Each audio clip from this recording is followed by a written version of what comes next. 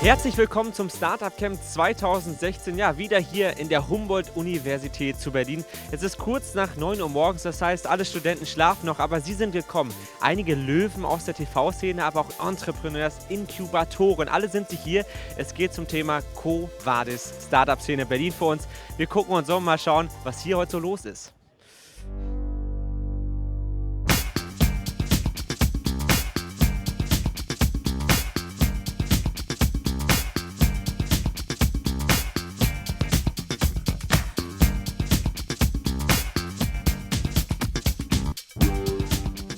Wir stehen jetzt mit dir, Daniel Krauss von Flixbus hier. Kannst du kurz erzählen, wie die letzten 5 Jahre, hast du ja gesagt, du hast erst dieses Jahr wieder Urlaub, wie die letzten 5 Jahre für euch oder als Gründer waren von Flixbus, was da alles passiert ist? Ja, hi, freut mich. Es ist sau viel passiert und es war primär einfach nur schnell und intensiv. Das Gute ist, ich habe mich ja dafür entschieden, mein Leben gegen die Company einzutauschen. Ich glaube, das muss man als Gründer. Ja? Kann man nicht irgendwie von groß Work-Life-Balance reden.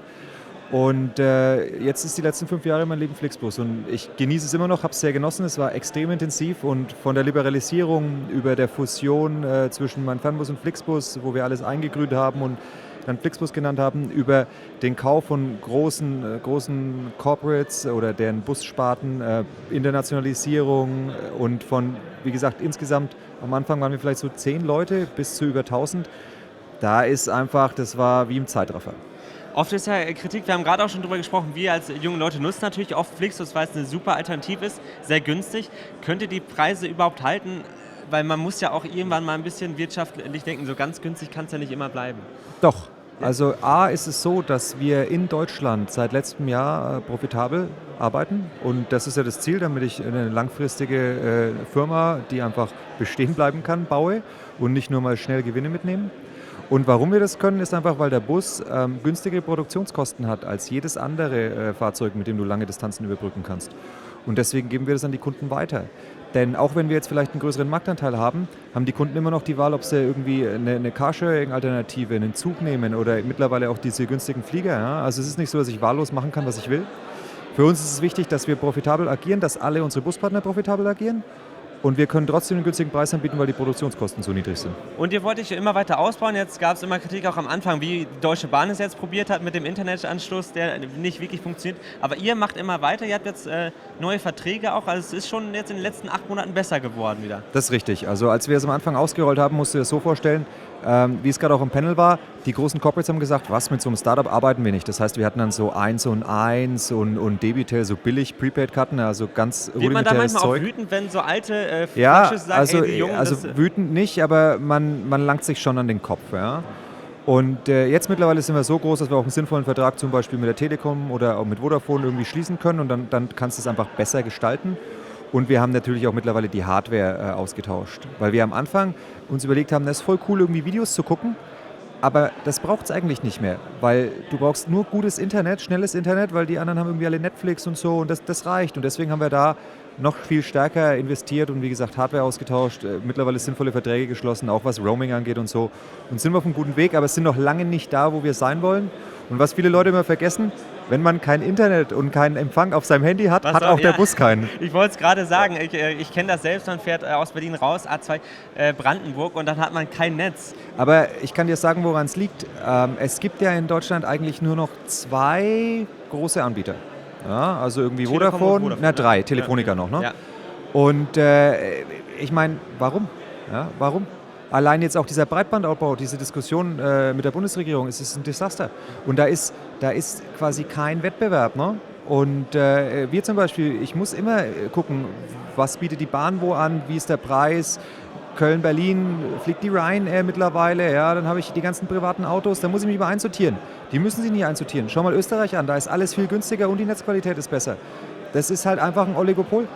Und ihr seid ja ein bisschen näher, ihr sitzt in München, ein bisschen näher an Österreich dran. Wenn wir über die Startup-Szene Berlin sprechen, kriegt ihr da was mit aus München oder wenn ihr das vergleicht? Wie sieht's aus? Also ich selber bin ja wesentlich mehr in Berlin. In Berlin ist unser größtes Büro, das ist ja der Gründungsstandort von meinem Fernbus und Flixbus ist sozusagen damals dann parallel in München entstanden. Da sitzen wir nämlich, glaube ich. Wir sitzen da in der Nähe vom Alex, im Berliner Zeitungsgebäude. Ja.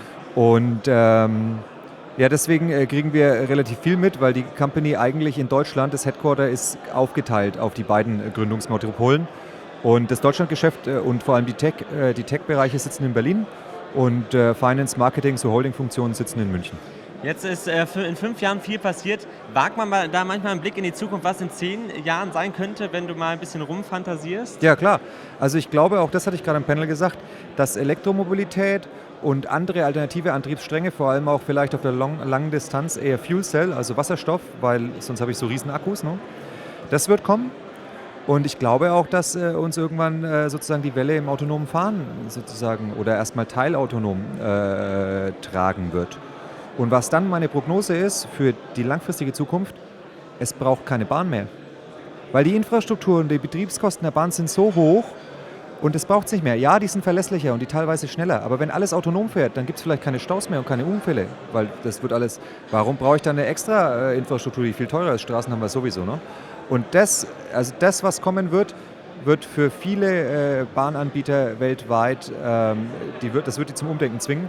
Weil autonome Züge bringt es halt nicht. Bahn vor allem, die ja fast Chefs sind und so. Ja.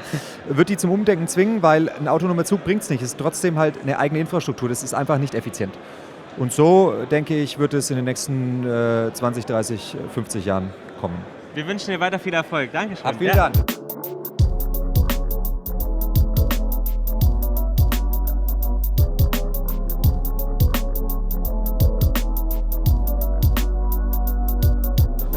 Jetzt sitze ich mit dir, wir haben gerade gesagt, duzen wie letzte Woche schon. Ja. Ralf Dümmel, ich muss erstmal sagen, man hat so das Gefühl, wenn man neben dir sitzt, dass man unfassbar schlecht gekleidet ist. Haben Sie das auch? Wieso bin ich schlecht gekleidet? Nein, ich das Gefühl, ja. Schon reingefallen. Ja. Nein, jeder hat ja seinen Klamottenstil und ich habe seit Jahren irgendwie oder seit vielen Jahren, vielleicht schon eher Jahrzehnte, bin ich durch meine Ausbildung geprägt, dass ich irgendwie Anzüge tragen muss. Damals musste ich Krawatten tragen. Und ich habe irgendwann angefangen, hat mir einer erzählt, und ich weiß bis heute nicht, ob das stimmt, ein gutes Einstecktuch ersetzt die Krawatte. Und da habe ich gedacht, bevor ich mich irgendwann aufhänge mit dem Ding, nehme ich jetzt ein Einstecktuch. Das habe ich vor vielen Jahren angefangen. Und, aber ob Jeans oder T-Shirt oder eine kaputte Hose oder eine heile Hose oder ein Anzug oder mit Einstecktuch, ändert den Menschen nicht. Insofern soll sich jeder wohlfühlen und wenn du dich damit wohlfühlst, dann ist das gut. Und ich fühle mich im Anzug auch nicht mehr unwohl. Ich fühle mich im Anzug auch wohl, aber der kostet wahrscheinlich ein bisschen mehr. Ich muss noch ein bisschen mehr arbeiten, weil Sie haben ja schon viel erreicht. Ich weiß jetzt nicht, was dein Pullover kostet. Insofern lassen wir das mal offen.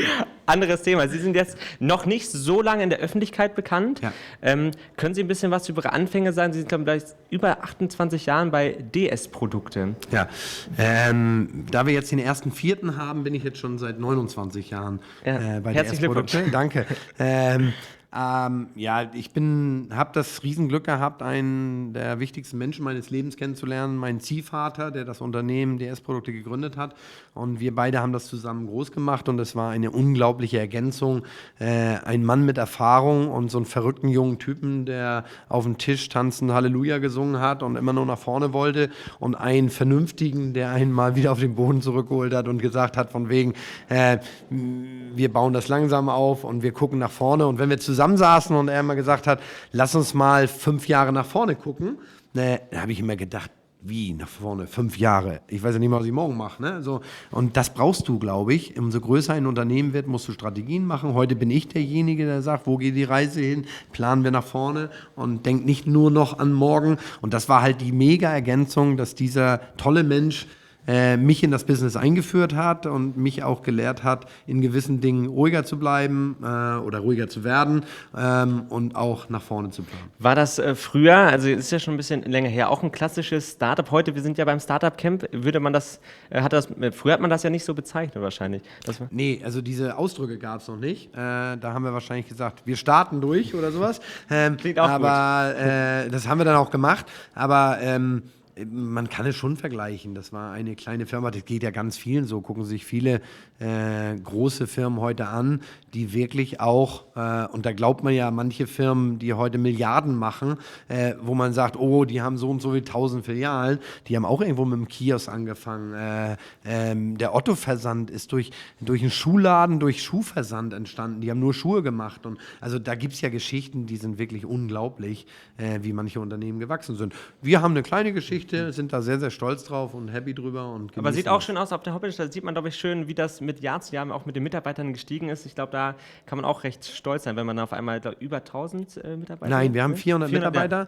Ja. Da wir ja sehr viel auch in anderen Ländern produzieren lassen, haben wir ja keine Produktionsstätten. Deswegen brauchen wir nicht ganz so viele Mitarbeiter, haben Hunderttausende von Menschen auf der Welt, die für uns arbeiten oder denen wir Arbeitsplätze garantieren, wenn man so will. Aber Eigenangestellte haben wir 400 und da ist man mega stolz drauf, weil ohne die wird es nicht funktionieren.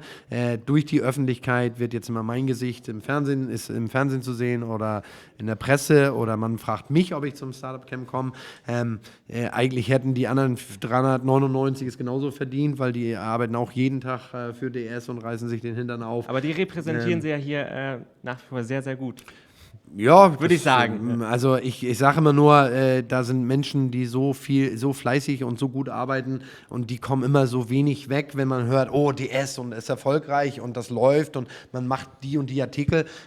Ich könnte es nicht alleine nicht ohne ein hervorragendes Team. Jetzt haben Sie gerade schon gesprochen, dass Sie jetzt im TV zu sehen sind.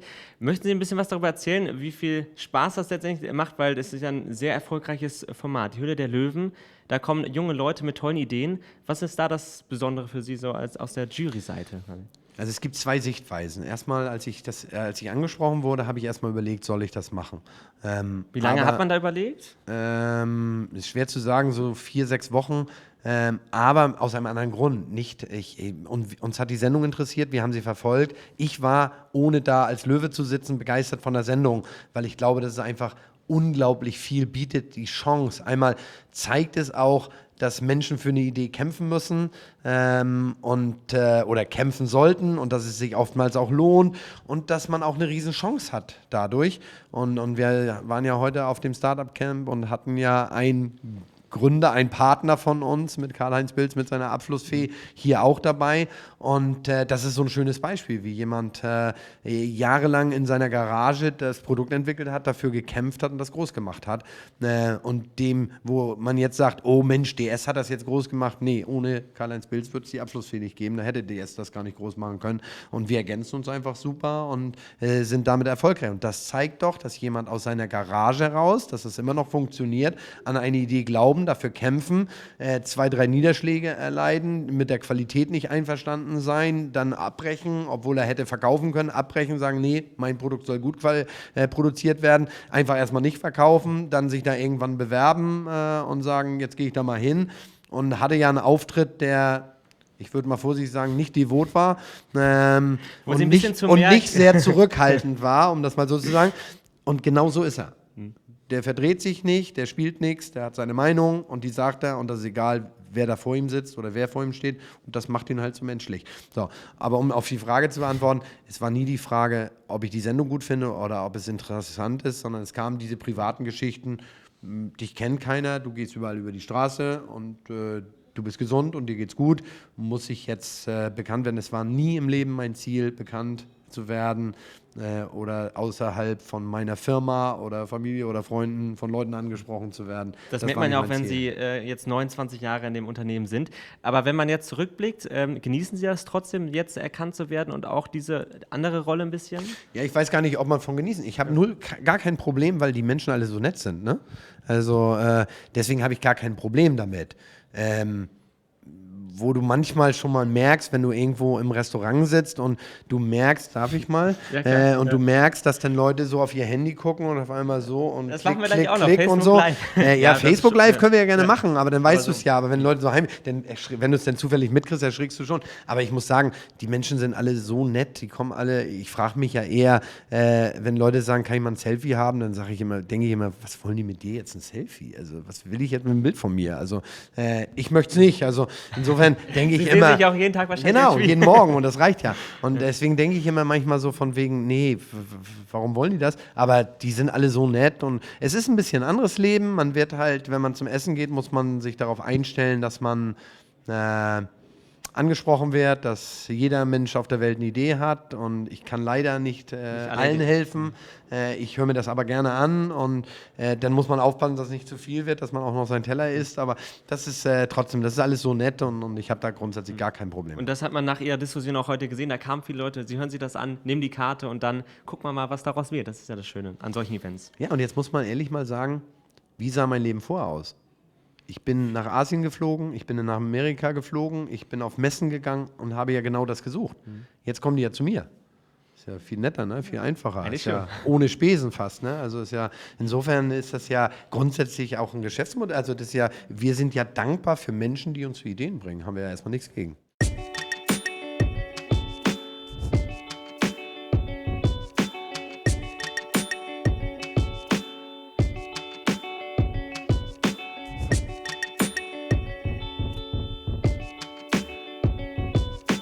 Ja, das war's vom Startup-Camp 2017 hier aus der Humboldt-Uni. Wir haben mit Ihnen gesprochen, mit Ralf Dümmel und auch noch mit Daniel Krauss. Also die Startup-Szene in Deutschland sieht gut aus, auch in Berlin. Und das war's. Bis zum nächsten Jahr von Alex Berlin.